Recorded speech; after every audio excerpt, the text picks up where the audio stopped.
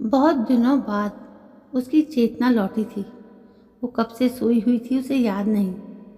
शरीर में हरकत होते ही उसने आसपास देखने की खोलने की कोशिश की, लेकिन भारी दर्द के कारण वो अपनी पलकें भी नहीं खोल पाई। बहुत कोशिश करने पर भयंकर दर्द के साथ एक आंख खुली।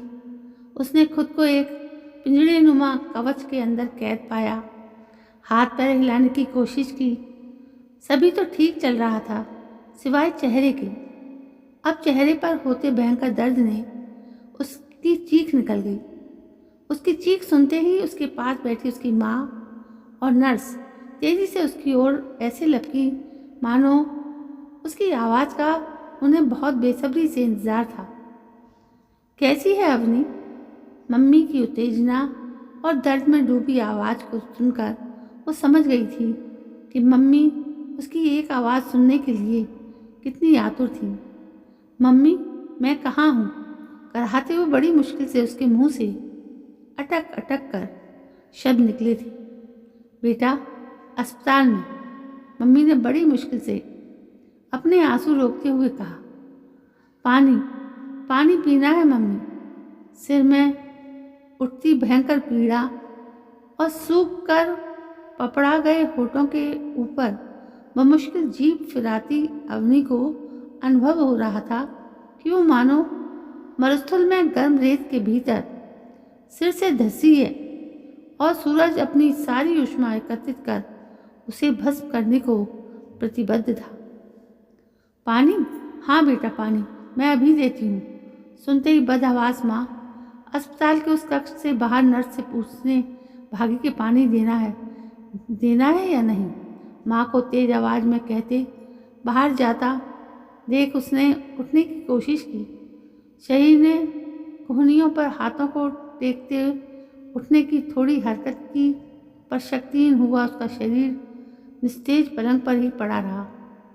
वो ये सोचकर घबरा गई कि यदि अब उसके शरीर पर मस्तिष्क का नियंत्रण नहीं रहा था।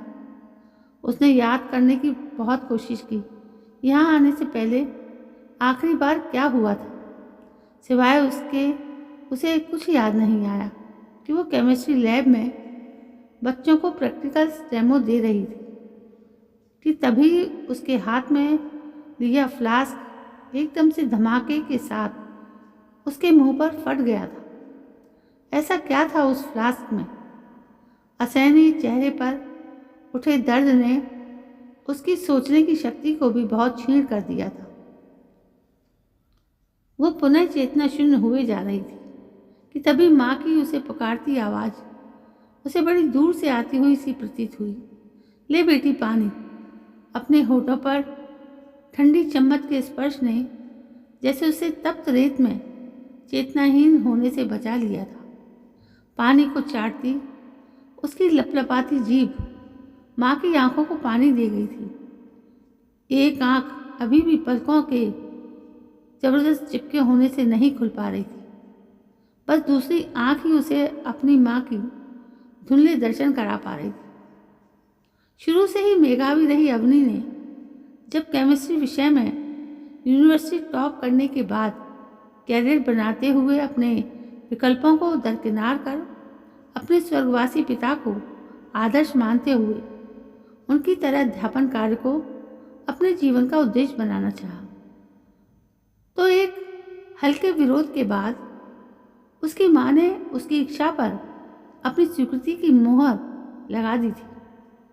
कॉलेज से ही जो प्रेम बीज आकाश के रूप में उसके जीवन की बगिया में प्रवेश कर गया था, वो पढ़ाई पूरी करते करते घने वट वृक्ष का रूप धारण कर चुका था और उनके प्रेम की स्वीकृति दोनों परिवारों की हाँ के बाद हुई। उनकी सगाई से परिणति में बदली। उसके पीएचडी करते करते ही उसका चयन इंटर कॉलेज में केमिस्ट्री के प्रवक्ता पद पर भी हो गया था।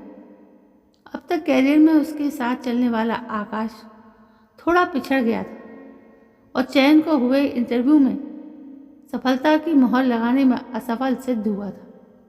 लेकिन उसे अपनी असफलता अवनी की सफलता के समक्ष गौर लग रही थी। वो अपनी की खुशी में ही बहुत खुश था। जब भी प्यार से कहते हुए अपनी बाहें फैलाता, तुम अवनी यानी धरा, मैं आकाश, तुम्हें अपनी आगोश में भरने को तैयार हूँ। खरगोश की मानित भागती हुई उसकी बाहों में समा जाती और जब वो प्यार से उसके चेहरे को अपनी हथेलियों में लेता तो उसे अपना चेहरा मोम सा पिघलता लगता। पिघल, हाँ, पिघल ही तो रहा था उसका चेहरा। आज उसे लग रहा था मानो उसके चेहरे का मांस अपनी जगह छोड़कर पिघला जा रहा था और उसकी उंगलियां स्वयं उस तप्त मांस पिंडों के चेहरे से अलग करने को बेकरार थी। वो उन्हें नोच कर उस जलन से मुक्ति पाना चाहती थी। उसने जैसे ही अपना हाथ खींचना चाहा, हाथ में लगा ड्रिप स्टैंड से अटका होने के कारण स्टैंड भरभराकर गिर पड़ा। ड्रिप सेट हाथ के कैनुला से अलग हो चुका था। वो चीख चीख कर रोना चाहती थी, पर खींचती हुई उसके चेहरे की मांसपेशियां उसे रोने का अधिकार भी छीन चुकी थी। जहां ड्रिप सेट के गिरने से नर्स भागकर आ चुकी थी, वहीं उसकी सुबकती आवाज को सुनकर माँ उसके पास आकर रोने लगी थी। माँ का रोना सुनकर जैसे वो स्वप्न से जागी, वो याद करने लगी पापा से किए हुए वादे को कि वो मम्मी को कभी दुख नहीं देगी। सोचकर उसने अपनी असहनीय पीड़ा को एक तरफ कर माँ से धीरे से चुप हो जाने को कहा और कहा, इसे कोई ज़्यादा तकलीफ नहीं थी। माँ को क्या समझ में नहीं आ रहा था कि वो किस परिस्थिति से गुजर रही है। अवनी की बात सुनकर माँ बिना आवाज करे धीरे धीरे सुबकने लगी। आकाश कहाँ है मम्मी? कैसे हो? से सबसे महत्वपूर्ण बात याद आई। आता होगा, एक FIR दर्ज कराई है उसने। पुलिस तेरा स्टेटमेंट लेने आती हुई। उसने माँ से पीने को पानी मांगा। नर्स तेज आवाज में चिल्लाते हुए हाथ दोबारा ना हिलाने की कहकर ड्रिप सही करके वो चली गई।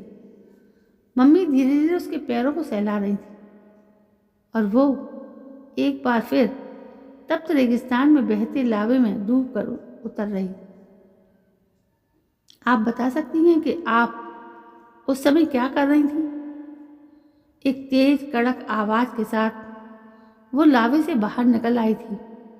बेटा, इंस्पेक्टर साहब तुम्हारा स्टेटमेंट लेने आए हैं। सुनते ही एक बार फिर उसका मन बहुत तेजी से चीखने का हुआ। उसे पता था कि साथ में आकाश खड़ा होगा।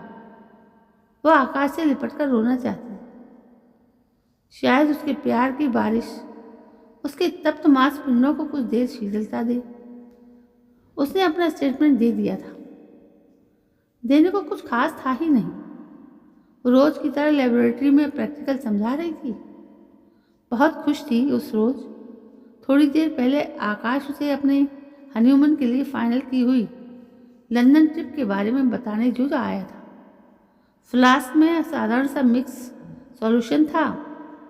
वो एकदम से इतना एक्सप्लोसिव कैसे हो गया, ये बात बताने में वो असमर्थ थी। पुलिस ने अननोन के खिलाफ एक FIR दर्ज करते हुए अपनी औपचारिकता निभाई। पुलिस चली गई, उसे और आकाश को अकेला छोड़कर। मम्मी भी बाहर चली गई।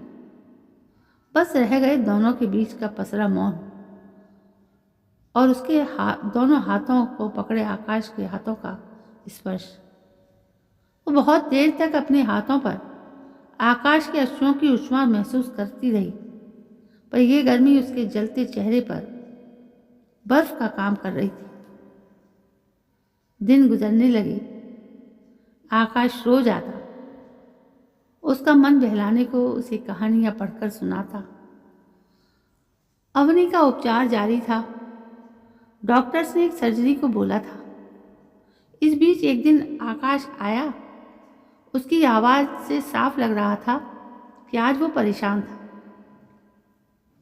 उसका कहना था कि कहीं नौकरी ना मिलने की वजह से घर पर उसे मिलने वाले तानों की संख्या बढ़ती जा रही थी। कल कुछ उसके कहने का ढंग था कि अवनी आज कई दिनों बाद असहनीय दर्द में थी। हंस रही थी और हंसने का प्रयास करते ही उसके चेहरे की मांसपेशियां उससे एक बार फिर खुश होने का अधिकार छीन गईं। वो कराहते हुए अटक अटक कर बोली, इधर तुम्हें काम न मिलने के ताने मिल रहे हैं, उधर मुझे मेरी नौकरी अब व्यर्थ है। मुझे तो अब लगता ही नहीं कि मैं कभी भविष्य में दोबारा पढ़ाने योग्य भी हो पाऊंगी। काश ऐसा होता कि मेरी नौकरी तुम कर लेती। हाँ, इसमें हर्ज ही क्या है, मैं करूं या तुम, बात तो एक ही है। उस समय बाहर से अंदर कक्ष में आते हुए अवनी की मम्मी यह सुनकर ठिठक गई, लेकिन उन्होंने उस समय कुछ नहीं कहा। करीब 6 महीने के अथक प्रयास के बाद, एक बार हुए ऑपरेशन के बाद, वो खतरे से तो बाहर आ गई थी, लेकिन उसका चेहरा बहुत विकृत हो गया था। जब उसके चेहरे से पट्टी हटाई गई तो वो एक आंख से ही मम्मी के चेहरे के सारे भाव पड़ गई थी। उसकी एक आंख ने अपनी रोशनी जो खो दी थी। एक आंख के सहारे जब छड़ी की सहायता से धीरे धीरे उठकर अस्पताल के उस कक्ष से वॉशरूम में अकेली पहली बार गई तो वहां लगे आईने में अपना विभत्स चेहरा देखकर वही बैठकर जार जार रोने लगी थी। बड़ी मुश्किल से मम्मी उसको उठाकर संभालती बिस्तर तक लाई थी। वो आज मन में निर्णय ले चुकी थी कि आज जब आकाश आएगा तो वो उसे आइंदा यहाँ पर आने को मना कर देगी। हृदय की गहराइयों में आकाश को जिस कोमलता से उसने बसा रखा था, उसे यूं अपना भयानक चेहरा दिखाकर तो मजबूर नहीं करेगी ताउम्र स्वयं को ढूंढने के लिए। पापा ने कितने चाव से उसका नाम अवनी रखा था। जन्म से ही उसके चेहरे पर फैली मुस्कान देखकर पापा ने कहा था, उसका ओजस्वी चेहरा देखकर उन्हें स्थायित्व का भाव आता है, और धरा से ज्यादा स्थायी तो और क्या होगा, जो पूरी प्रकृति को अपने ऊपर स्थायी रूप से धारण करे हुए थी। बस उसका नामकरण हो गया अवनी, और उसने इस नाम को सार्थक करके भी दिखाया, चाहे कितनी भी विकट परिस्थितियां क्यों ना आ जाएं। वो करीबी विचलित हुए बिना साहस धारण किए रहते। फिर आज उसका साहस कहाँ जाता रहा। आकाश की असीमित प्यार ने उसके साहस के कवच में सेंध लगा दी थी। अब तो उसका साहस और धैर्य आकाश की एक प्यार भरी उस पुकारती आवाज का मोहताज था। वो कैसे आकाश के बगैर रह पाएगी, ये सोचते सोचते उसके गर्म अश्रु उसके चेहरे को और भी पीड़ा पहुंचा रहे थे। मन से हार चुकी आंसू बहाती वो कब सो गई उसे खुद पता नहीं चला। थोड़ी देर में मम्मी और आकाश की आती तेज आवाज़ों के बीच उसकी नींद खुली। देखिए आंटी जी, इसमें हर्जी क्या है, सर्विस मैं करूं या अवनी, ध्यान तो उसका मुझे ही रखना है। आकाश के स्वर में आज अलग सी तलखी थी। अपनी बेटी का ध्यान रखने को मैं अभी हूं। मम्मी की कपकपाती आवाज में उसे विचलित कर दिया था, पर वो अभी भी सोने का उपक्रम करते हुए ध्यान से दोनों का वार्तालाप सुन रही थी। पर सोच लीजिए आंटी जी, अभी अवनी की कई बार प्लास्टिक सर्जरी होनी है, अकेले आप कैसे मैनेज करेंगे। आकाश को लगभग धमकाते हुए बोलते हुए सुनकर तो उसे विश्वास ही नहीं हो रहा था कि उसका वो आकाश था जिसने कभी एक शब्द भी मां से ऊंचे स्वर में बात नहीं की थी। अभी तुम फिलहाल जा सकते हो, जब मुझे तुम्हारी जरूरत पड़ेगी मैं तुम्हारे ऑफर को मान लूंगी। लेकिन मुझे इस बारे में आपसे बात करनी ही नहीं है। मैं अवनी से बात करके ही जाऊंगा। मम्मी के कहते ही आकाश एकदम से अग्रेसिव हो गया था। मुझे आशा है आकाश, तुम मुझे हॉस्पिटल स्टाफ को बुलाने पर मजबूर नहीं करोगे। मम्मी का दृढ़ स्वर सुनकर उसका मन डूबा जा रहा था। ऐसा कौन सा ऑफर था आकाश का जो वो नहीं मान रही थी? ठीक है, मैं इस विषय में अवनी से ही बात करूंगा। और घमंड किसका है आपको? अब देखा है आपने अपनी लड़की का चेहरा? वो जाते हुए आकाश को आवाज़ देना चाहती थी कि उसने देखा आकाश पूरी ताकत से उसकी मम्मी को देखता हुआ एक लात दरवाजे में भरपूर जोर से मारते हुए निकला था। वो आकाश का ये रूप देखकर सहम गई। न जाने कितने घंटे वो सिर में सिर मिलाए पार्क में साथ बैठे रहते थे। वो कितना भी क्यों ना तंग करती आकाश को, लेकिन वो बदले में बस मुस्कुराता रहता था। जब वो प्यार से उसे बाहों में भर कर उसके गालों को चूमता तो उसके रुई जैसे सफ़ेद गाल जब सुर्ख लाल हो जाते तो फिर एक बार उन्हें दोबारा चूम लेता और वो हथेलियों से अपना चेहरा ढककर घंटों उसके सीने से लगी रहती। वो कहता, इन गालों और चेहरे पर उसका पूरा अधिकार, वो उन्हें चूमने से उसे नहीं रोक सकती। फिर आज वो कैसे भूल गया था कि ये बिगड़ा हुआ चेहरा अभी भी उसकी धरोहर ही तो था। मम्मी कुछ भी बताने को तैयार नहीं थी। उसे बात जानने को परेशान और व्यथित देकर उनसे रहा नहीं गया। उन्होंने बताया कि आकाश चाहता था कि अवनी अपनी जॉब से इस्तीफा दे दे, जिससे रिक्त हुआ पद आकाश को आसानी से मिल सकता था। माँ कहकर दवाई लेने बाहर चली गई थी।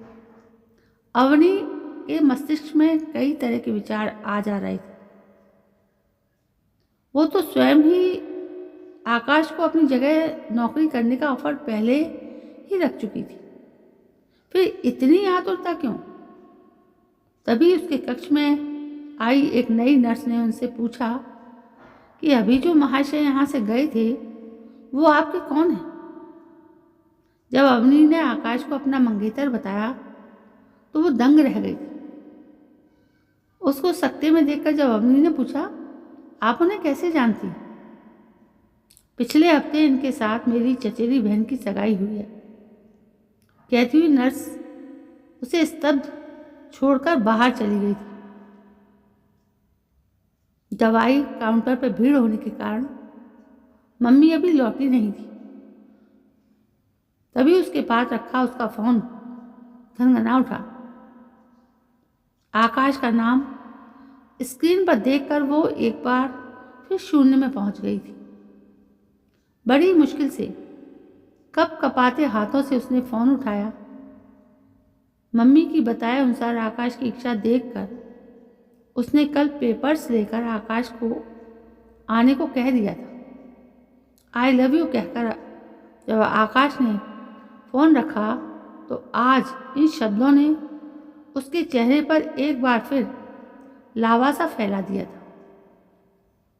अगले दिन आकाश आया। जब उसने नौकरी से इस्तीफे के पेपर्स अवनी के आगे रखे और कहा अब वो आसानी से बिना किसी की तानों को सुने उसका इलाज करवा पाएगा। आज अवनी पहली बार महसूस कर रही थी कि आकाश उसके विकृत हुए चेहरे को कभी देखता ही नहीं था। वही बावरी हुई बस उसे निहारती रहती थी और वो तो बस इधर उधर देखकर समय बिताता था। आज भी जब वो कुछ इस प्रकार का ही कर रहा था तब अवनी बोल पड़ी, आकाश जब नौकरी ही चाहिए थी तो पहले ही बता देती, मेरी जिंदगी बिगाड़ने की क्या जरूरत थी। सुनते ही आकाश सकते में आ गया था। ये तुम किस तरह की बातें कर रही हो? मैंने कब तुम्हारी जिंदगी बिगाड़ी? मैं तो तुम्हारे एक्सीडेंट होने के बाद से लगातार यहाँ आ रहा हूँ। एक्सीडेंट नहीं आकाश, प्लान्ड क्राइम।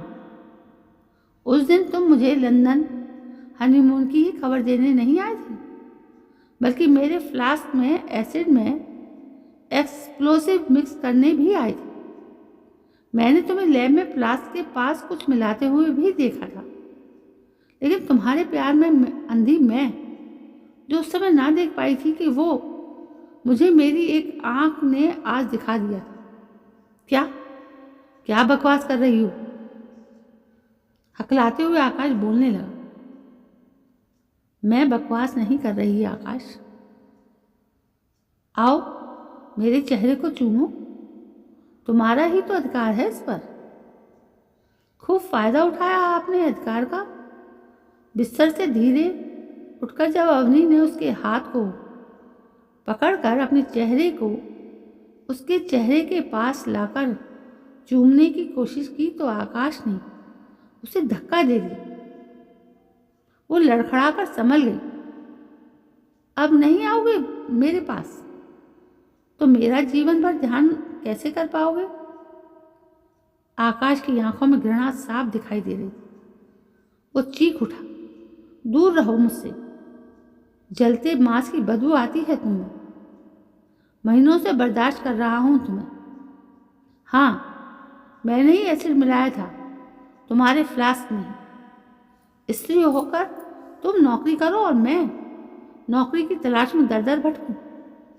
शादी के बाद क्या मुझे अपनी खिल्ली उड़वानी थी? कितना चाहा मैंने कि तुम इंटरव्यू ना दो, लेकिन तुम थी मेरी राह में रोड़ा बने हमेशा तैयार रही। मानता हूँ मुझसे ज़्यादा योग्य थी और चुनी भी गई। बस तभी से मैंने सोच लिया था कि ये नौकरी भी तुम्हारे पास रहने नहीं दूंगा, और इसलिए जला दिया मुझे, बस बिना ये सोचे कि मेरा क्या होगा। अपना चेहरा हथेलियों में लिए अवनी फूट फूट कर रो रही थी। कुछ नहीं होगा तेरे साथ मेरी बच्ची। तू सर्जरी के बाद फिर से अपना जीवन जिएगी। होगा तो अब इसके साथ जो भी होना है। अवनी ने नजर उठाकर देखा। कक्ष के बाहर दरवाजे पर मम्मी स्कूल की प्रिंसिपल और पुलिस को साथ लिए खड़ी थी। आकाश ने भागने की कोशिश की, पर सिपाही ने उसे तुरंत दबोच लिया। हथकड़ियों में जकड़ा सिर झुकाए आकाश एक नज़र अवनी पर डालकर पुलिस के साथ चला गया। धरा सा धैर्य सहेज कर अवनी अपनी 3 सर्जरी के बाद आज पुनः स्कूल जा रही थी। एक आंख की रोशनी खो चुकी अवनी जब स्कार्फ से अपना चेहरा ढककर स्कूल पहुंची तो पूरे स्टाफ और विद्यार्थियों ने तालियों की गड़गड़ाहट के साथ उसका स्वागत किया। और जब प्रिंसिपल मैडम ने उससे बिना डरे स्कार्फ उतारकर काम करने को कहा तो उसके उत्साहित कदम स्कार्फ को डस्टबिन में डालकर केमिस्ट्री का लेक्चर देने लैब की तरफ बढ़ रहे थे। अवनी ने अपने नाम को स्वयं सिद्ध कर दिया था। तो दोस्तों, ये थी एक ऐसी लड़की की कहानी जिसको उसके प्रेमी ने इतना बड़ा दर्द दिया। आपको कैसी लगी ये कहानी? यदि कहानी पसंद आई हो तो प्लीज़ मेरे चैनल को सब्सक्राइब करना ना भूलें। तो कल मैं फिर हाजिर होती हूँ आपके सामने एक नई कहानी को लेकर। तब तक के लिए जय हिंद, वंदे मातरम।